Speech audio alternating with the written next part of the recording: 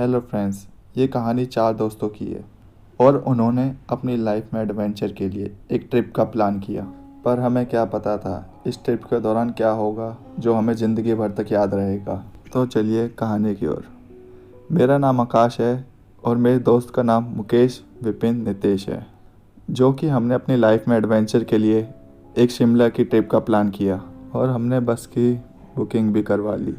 हम चारों दोस्तों ने डिसाइड किया कि हम सुबह 6:30 बजे बस स्टैंड पर एक साथ मिलेंगे और हम चारों दोस्त बस स्टैंड पर पहुंच गए और बस में बैठ गए। बस के चलने का इंतज़ार करने लगे और हम बहुत खुश थे अपनी ट्रिप को लेकर और बस चल दी। हमने खूब मस्ती की। करीब शाम के 5:30 या 6 बजे होंगे और बस का टायर पंचर हो गया और हम सब बस से उतर गए। जो कि हम कभी किसी हिल स्टेशन नहीं गए थे, तो हम वहाँ की खूबसूरती में खो से गए। तो मैं कंडक्टर के पास गया, भैया कितना टाइम लगेगा? और तो कंडक्टर ने कहा अभी 1 घंटे का और सफ़र रह गया है। और बस ठीक हुई, हम उसमें बैठ गए। करीब 8 साढ़े 8 बजे का टाइम था जब हम शिमला पहुंच गए। फिर हम बस स्टैंड से बाहर आए और हमने टैक्सी बुक की और उसको होटल लेकर जाने को बोला। जो कि हमने होटल की बुकिंग नहीं की थी, तो हमें अपने बजट के अकॉर्डिंग होटल भी देखना था। तो टैक्सी वाले ने 4-5 हमें होटल दिखाए, मगर वो सारे हमारे बजट के बाहर थे। तो नितेश ने विपिन के कानों में बोला कि टैक्सी वाले का भी कमीशन होता है अगर हम उसके दिखाए गए होटल में रूम लेते हैं। तो हम टैक्सी को छोड़कर खुद ही होटल देखने के लिए निकल गए। करीब 9 या 9:30 हो रहे होंगे। हमें थोड़ी दूरी पर एक होटल दिखाई दिया, जो कि वो होटल सुनसान इलाके में था। हम पूरे दिन के सफ़र से थक गए थे और हम वहाँ गए तो हमें वो होटल अपने बजट के अकॉर्डिंग लगा और हमने वहाँ पर बुकिंग करवा ली और हमने फ्रेश होकर खाना खा लिया। 11 बजे करीब हम दोस्त रूम की बालकनी में बैठ गए और वहाँ का मौसम बहुत अच्छा हो रहा था। ठंडी ठंडी हवा चल रही थी और हम उस मौसम का लुत्फ़ उठा रहे थे। जब भी मुकेश की नज़र होटल के सामने गई, वहाँ एक कब्रिस्तान था जो हमें नहीं पता था, मगर हमने उसकी बातों को इग्नोर करा और अब हम अपनी मौज मस्ती में लग गए। थोड़ी ही देर हुई थी कि हमें किसी के रोने की आवाज़ आई। हमने रोड पर देखा, वहाँ पर कोई भी नहीं था। हमने इस बात पर भी ध्यान नहीं दिया और रूम के अंदर सोने के लिए चले गए। मेरी हल्की सी ही आंख लगी थी कि मुझे किसी के पायलों की आवाज़ आई। मैंने ध्यान न देते हुए सोने की कोशिश की। थोड़ी ही देर हुई थी कि आवाज़ दोबारा आई, मगर वो पहले से तेज़ थी, जिससे नितेश और मुकेश भी उठ गए।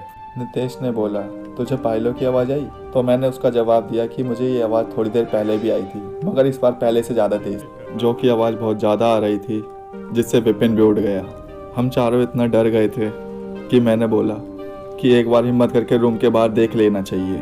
तो हमने गेट खोलकर देखा, वहाँ कोई भी नहीं था और हम बेड पर आए, सोने के लिए लेट गए। कब आँख लग गई पता ही नहीं चला। नेक्स्ट मॉर्निंग हम मॉर्निंग में होटल से निकल गए घूमने के लिए। पूरे दिन एंजॉय किया और शाम को होटल वापस आ गए।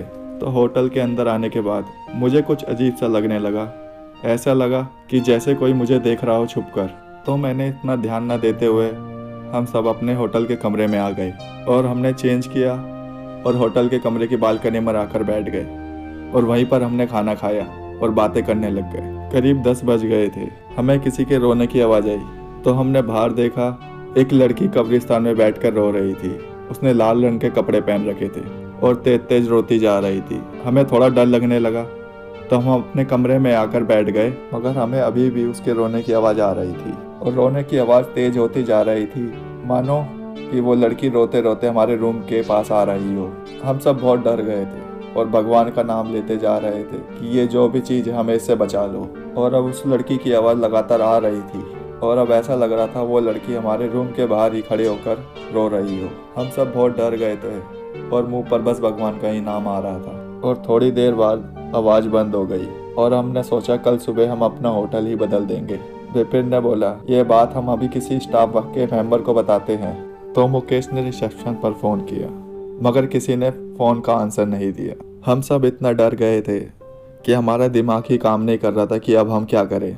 तो हमने दोबारा रिसेप्शन पर फ़ोन किया। इस टाइम फ़ोन तो उठा, मगर मुकेश ने फ़ोन काट दिया और बहुत ज़्यादा डर गया। तो मैंने पूछा क्या हुआ? तो मुकेश ने डरते डरते बताया कि रिसेप्शन के फ़ोन पर भी उसी लड़की की रोने की आवाज़ आ रही थी। और अब हम बहुत ज़्यादा डरने लगे और अब हमने सोच लिया था कि ये रात जैसे तैसे कट जाए, सुबह होते ही यहाँ से निकल जाएंगे। और अब हमारे पास कोई और रास्ता भी नहीं था बस एक दूसरे का सहारा बनने के अलावा। हमारे दिल में इतना डर बैठ गया था कि हम कुछ भी बोल नहीं पा रहे थे, बस एक दूसरे को देखे जा रहे थे। और थोड़ी देर बाद हम लेट गए सोने के लिए, मगर डर की वजह से नींद कहाँ आने वाली थी। एक दूसरे को देखते देखते कब हमारी आंख लग गई हमें पता ही नहीं चला। करीब रात के 3 बजे थे और विपिन की आंख खुली बाथरूम जाने के लिए। वो बेड से उठा और बाथरूम की ओर जाने लगा, और जैसे ही उसने बाथरूम का गेट खोला वो बहुत तेज चिल्लाया, जिससे हम सब उठ गए। और फिर वो हमारे पास आया। वो काफ़ी डरा हुआ लग रहा था। उसने डरते डरते बताया कि बाथरूम में वही लड़की बैठी है जो रो रही थी लाल जोड़े में। और जब भी बाथरूम का गेट बहुत तेज से बंद हुआ अपने आप, और हमने हिम्मत करके बाथरूम का गेट खोला और देखा वहाँ कोई नहीं था, तो हमने डिसाइड किया अब हम इस होटल में 1 मिनट भी नहीं रुकेंगे। हमने अपना सामान उठाया और जैसे ही रूम का गेट खोला हमारे सामने होटल का ओनर खड़ा था। क्या हुआ सर, सब ठीक है? आपके रूम से चिल्लाने की आवाज़ आई थी। तो हमने उसे सब कुछ बताया। सर आप परेशान मत होइए, बैठ जाइए, मैं आपके लिए पानी मंगवाता हूँ। तो उसने रिसेप्शन पर फ़ोन करके पानी लाने को बोला। सर जो आपको पायल की आवाज़ सुनाई देती है वो मेरी बेटी की है।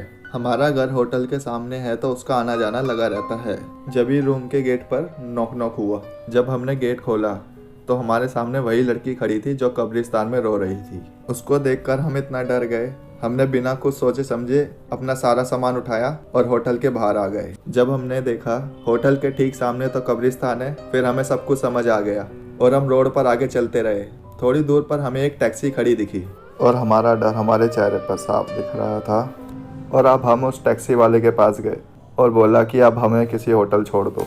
थोड़ी दूर चलने के बाद टैक्सी वाले ने पूछा कि भैया क्या हुआ, आप बहुत डरे हुए लग रहे हो। तो हमने उसे अपनी सारी कहानी बताई, जिसको सुनकर टैक्सी ड्राइवर शॉक्ड हो गया। और जो उसने हमें बताया हम उसको सुनकर शॉक्ड हो गए।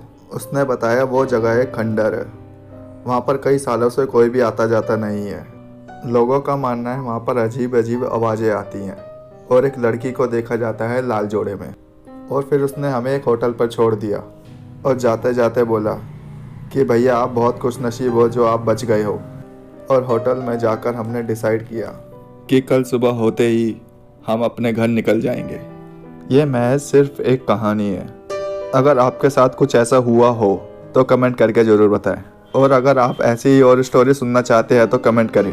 अगर आपको वीडियो पसंद आए तो वीडियो को लाइक करें, शेयर करें और सब्सक्राइब करें, और बेल आइकन को दबाना ना भूलें।